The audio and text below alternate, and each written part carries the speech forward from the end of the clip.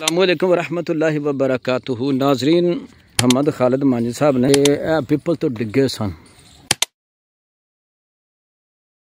اللہ تعالیٰ نے بڑا فضل و کرم کیتا وے، سٹاں سٹاں وجیاں ہیں لیکن اللہ تعالیٰ نے ڈیڈے فریکچر تو بچا لیا وے۔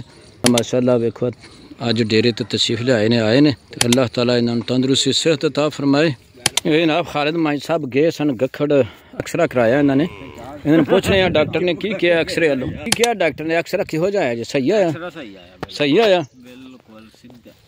جداں ڈیرے تے نہیں سن آتے تو رونق نہیں، شام نو ویکھیا جی اتنے میلہ لگا ہونا۔ تمام ناظرین اگے گزارش ہے دعا کرو پوری دنیا چ جنے بھی مسلمان مریض نے سب نو اللہ پاک تندرستی صحت عطا فرمائے۔